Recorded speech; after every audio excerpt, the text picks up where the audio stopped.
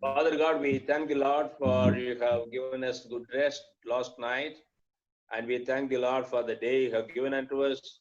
Even now, O Lord, we seek your grace and anointing, O Lord, that we'll be able to understand your words.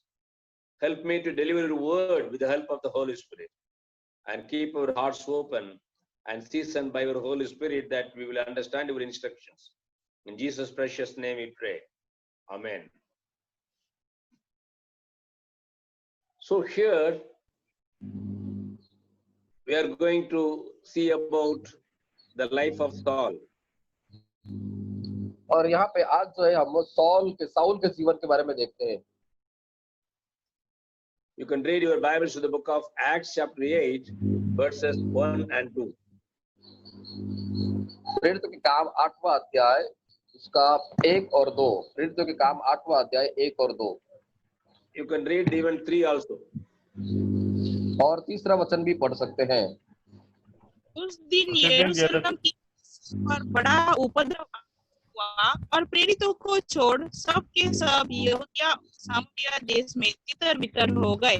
कुछ लोगों ने स्तिफनुस को कब्र में रखा और उसके बड़ा त्याग किया। शाऊल की कलीसिया को उजाड़ रहा था और घर घर घुसकर पुरुषों और स्त्रियों को घसीट घसीट कर बंदी गृह में डालता था।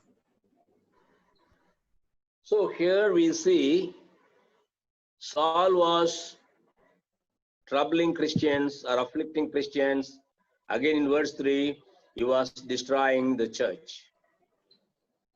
और यहाँ पे हम देखते हैं कि सौल जो है मसीह लोगों को सता रहा था और कलीसिया को तोड़-फोड़ करने के उद्देश्य में जो है बहुत ही घात कर रहा था लोगों के ऊपर। He troubled Christians to the point of killing Stephen. और वो लोगों को इस तरीके से सता रहा था कि स्टीफनुस को जो है उसको भी हत्या किया उसने। We can read Acts chapter 7 verse 58. और प्रेरितों के काम 7 का 58 हम पढ़ सकते हैं। और उससे नगर के बाहर निकालकर उस पर पथराव करने लगे। गवाहों ने अपने कपड़े साउल नामक एक जवान के पांव के पास उतार कर रख दिए। So here we see the people who stoned Stephen, they kept their clothes at the feet of Saul. और जो लोगों ने स्तिफनुस को पथराव करके मारा वो अपने वस्त्र अपने कपड़े जो है सौल के जो है पैरों के पास लाके रख दिया। So we very much understand that Saul was one of the persons who commanded the killing of Stephen. और सौल वो व्यक्ति था जैसा हम यहाँ पे समझते हैं कि स्तिफनुस को मारने में उसका भी हाथ था और उसने भी उसमें भाग लिया था। Again, we can read more about Saul from Acts chapter 9 verses 1 and 2.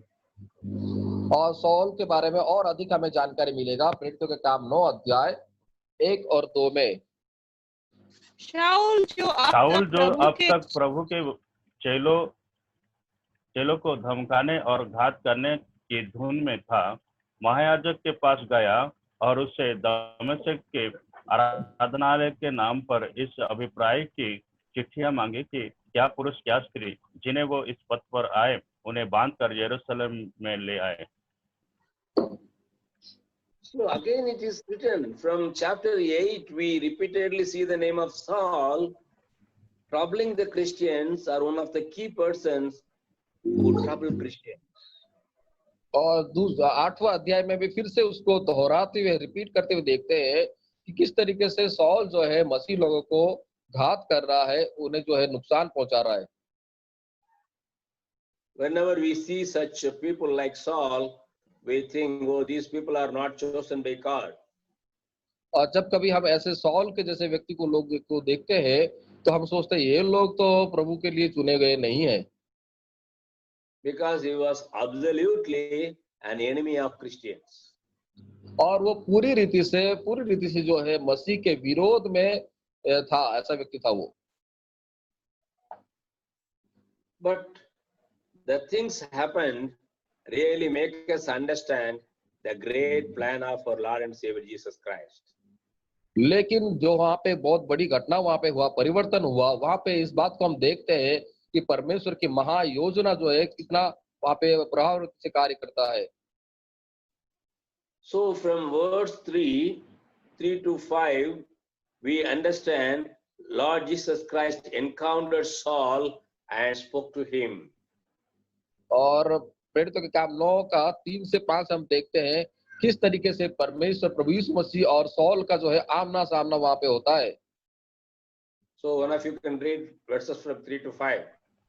परंतु चलते चलते जब वो दमिश्क के निकट पहुंचा तो एकाएक आकाश से उसके चारों ओर ज्योति चमकी और वो भूमि पर गिर पड़ा और ये सब सुना, हे शाऊल तू मुझे क्यों सताता है? उसने पूछा, हे प्रभु तू कौन है? उसने कहा, मैं यीशु हूँ जिसे तू सताता है। So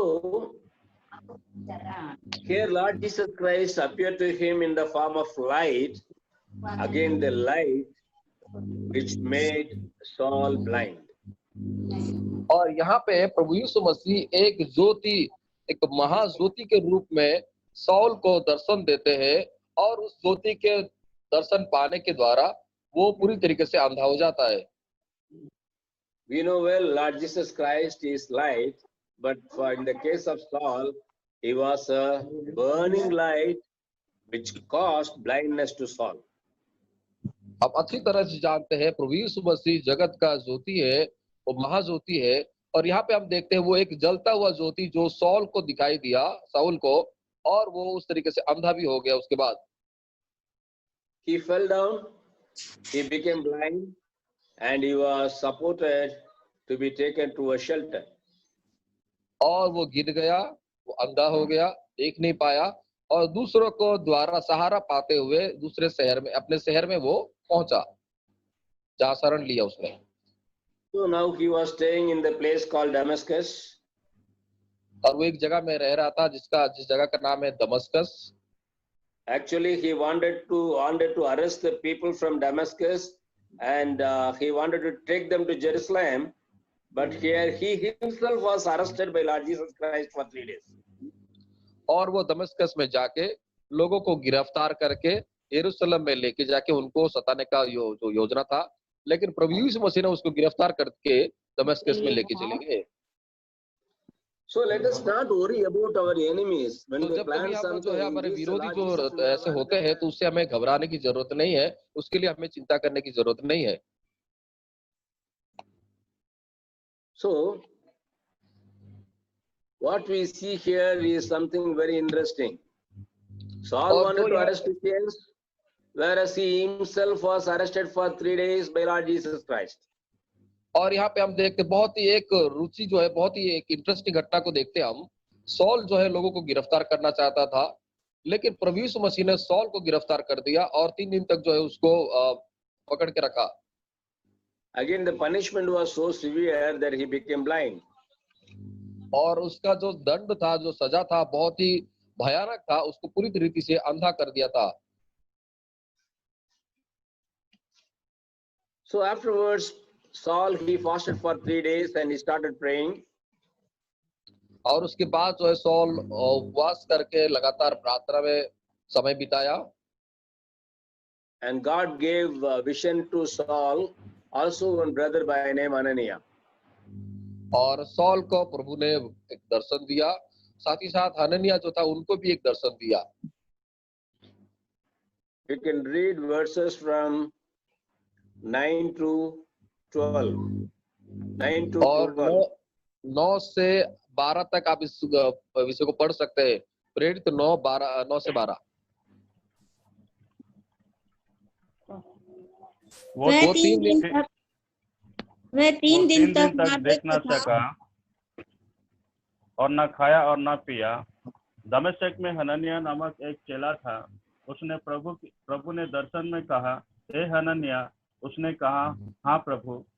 तब प्रभु ने उससे कहा, उठकर उस गली में जा जो सुधी कहलाती है और यहूदी के घर में शाऊल नामक एक सरूसीवासी को पूछा, क्योंकि देख वो प्रार्थना कर रहा है। और उसने हनन्याह नामक एक पुरुष को भीतर आते और अपने ऊपर हाथ रखते देखा है, ताकि फिर से दृष्टि पाए।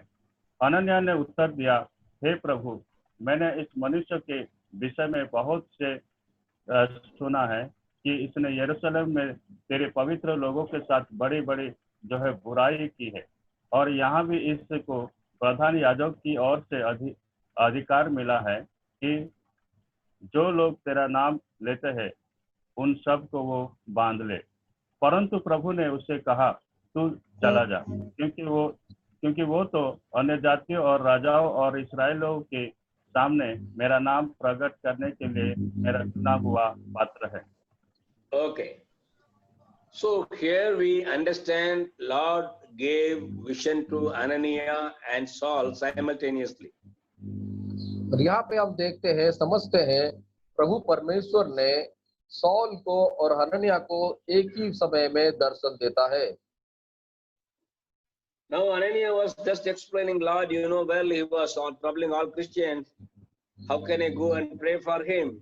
And God said he is a chosen vessel meant for kings and princes. और हनन्याह जो है वहां पे वो बात को समझाने की कोशिश करता है परमेश्वर को, वो तो लोगों को सता रहा है, वो इस तरीके से घात कर रहा है, लेकिन परमेश्वर ने उसे कहा वो मेरा चुना हुआ पात्र है जो राजा और अन्य जातियों के बीच में जो है सुसमाचार को लेके जाएगा। Most of the time we too look at our enemies like that only. Oh, these people, they are not chosen by God because they are afflicting Christians. But we need to understand there may be Sauls among them. और कई बार जो है हम भी ऐसे सोचते हैं वो हमारे शत्रु है, दुश्मन है, और वो मसीह लोग को सताते हैं, और वो जो है उनको परमेश्वर पसंद नहीं करता, ऐसा हम सोचते हैं। So we have to pray for such people who afflict us. हाँ, लेकिन ऐसे लोगों के लिए हमें प्रार्थना करना है, जैसे सौल का जीवन परिवर्तन हुआ वैसा हो सकता है। Now, here we understand about Ananias, a great man of God, but whose name is not seen anywhere other than this particular place. हनन्याह जो व्यक्ति है परमेश्वर की महान सेवक, महान एक दास है, लेकिन सिर्फ इसी जगह पे उसका नाम को हम देखते हैं, उसके विषय में पढ़ते हैं, बाकी जगह में उसके बारे में हम नहीं देखते हैं। Verse 10 says he was not a prophet, he was just a disciple. और 10वां वचन में हम पढ़ते हैं हनन्याह नामक एक चेला था, वो चेला था वो। So he was a common man, an ordinary disciple. He was not a prophet or apostle. और वो कोई बहुत बड़ा प्रेरित या भविष्यवक्ता नहीं था, लेकिन एक साधारण एक चेला था प्रभु यीशु मसीह का। But look here, God used such an ordinary disciple to anoint Saul as a man of God. और ऐसे साधारण व्यक्ति को परमेश्वर ने चुन लिया ताकि सौल को अभिषेक करे, परमेश्वर के सेवा के लिए उसको तैयार करे। Most of the time, we come missionaries are very much discouraged or disheartened. We are with what to say, with inferiority complex. We always say we are lacking in the gifts of the Holy Spirit. We are good for nothing. Our ministry is in a very small way. We think that way. Even Ananias was a very small man only. He was not performing miracles or wonders. But God called him to anoint or dedicate Saul. और कई बार जो हमारे कम के जितने भी सेवक लोग हैं ये सोचते हैं मैं अपने आप को जो है मैं कुछ नहीं हूँ, मेरा सेवा बहुत छोटा है, मेरे पास कुछ ज्ञान नहीं है, मेरे पास पवित्र आत्मा का वरदान नहीं है, कोई भली बात ऐसा कोई चीजें है नहीं, ऐसा सोचते हैं। लेकिन परमेश्वर ने जो है हनन्याह को इस्तेमाल किया और उसको जो अभिषेक किया, सौल को अभिषेक किया और उसको समर्पित किया परमेश्वर की सेवकाई के लिए। ऐसा हमारे जीवन में भी हो सकता है। God did not use Peter or John to anoint or dedicate brother Saul. और परमेश्वर ने पतरस को और यूहन्ना को इस्तेमाल नहीं किया सौल को अभिषेक करने के लिए और परमेश्वर की सेवा के लिए समर्पित करने के लिए। He used an ordinary disciple, Ananias. और परमेश्वर ने अद्भुत रीति से एक साधारण व्यक्ति अरण्या जो साधारण चेला था उसको प्रभु ने इस्तेमाल किया। He did not perform miracle, और वो कोई बहुत बड़ा चमत्कार तो नहीं किया था, but he could hear the voice of God. लेकिन परमेश्वर की आवाज को वो सुनता था He could receive messages from God. और परमेश्वर के संदेश को वो सुन रहा था, ग्रहण कर रहा था।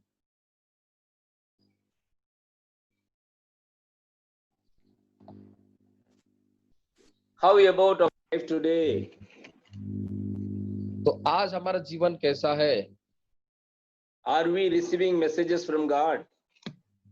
क्या हम प्रभु से संदेश को पाते हैं? God wants to use us like Ananias to anoint many souls in India. अब परमेश्वर जो है हमें हरनिया के जैसा इस्तेमाल करना चाहता है ताकि हम बहुत सारे सौल का अभिषेक कर सके। Because we know well about the ministry of Saul who became Paul, and he was a mighty missionary for God. He won many souls for Lord Jesus Christ. और हम अच्छी तरह से जानते हैं सौल जो है पौल बनने के बाद परमेश्वर के लिए कितना अद्भुत कार्य को किया और कितने बहुत सारे जो लोगों को प्रभु के राज्य में वो लेके आया। So God wants us to be like Ananias today. प्रभु परमेश्वर हमें चाहते हैं कि हम आज जो है हनन्या के समान बने। Let us anoint and dedicate many people for the ministry of God from mission fields. और ताकि हम बहुत सारे लोगों को हमारे सेवा में से परमेश्वर की सेवा के लिए अभिषेक करें और उन्हें समर्पित करें ताकि वो सुसमाचार की सेवा को आगे बढ़ाए। Again, God is calling us to pray for people like Saul who are afflicting us. और दूसरी बात ये है कि सौल के जैसे व्यक्ति लोगों के लिए जो प्रभु के लोगों को सताते हैं उनके लिए प्रार्थना करना है। Let us not have hatred on anyone. और किसी के प्रति नफरत का जो है सोच विचार ना रखे। Let us not have any false opinion on anyone. और कोई भी गलत विचार किसी व्यक्ति के लिए ना हो। So let us pray for Paul, people like Paul. और पौल के जैसे लोगों के लिए प्रार्थना करना है। Again, let us commit our lives like Ananias. और हनन्या के जैसा हमारे जीवन को प्रभु के हाथ में समर्पित करें। Let us not crave to be popular, rather let us dedicate people who will do mighty ministry. और अपने आप को प्रसिद्ध करने की कोई कोशिश ना करें, उसके लिए कुछ काम नहीं करना है, लेकिन प्रार्थना में जो है समय बिताना है, प्रभु के साथ संगति करना है।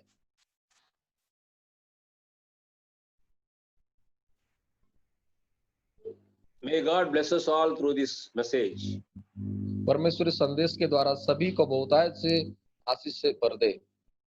India needs many missionaries like Paul. Bharat में पौल के जैसे मिशनरी और सेवक की बहुत बहुत आवश्यकता है। Also, India needs many people like Ananias. और भारत में हनन्या के जैसे बहुत सारे सेवक की जरूरत है। Let us continue to pray for these things. और इस विषय के लिए लगातार प्रार्थना करते रहे। Let us pray. आइए प्रार्थना करेंगे। Father God, we thank the Lord for you spoken to us. Lord, let us not be biased against anyone because they trouble Christians. Lord, we believe many of our enemies are going to be the ministers of God in the days to come. Lord, we pray that you would use us like Ananias, that we will be able to raise many apostles from mission fields. Bless our ministry, O Lord, that we will be able to anoint many people like Paul, that they will be able to perform mighty miracles for the glory of your name.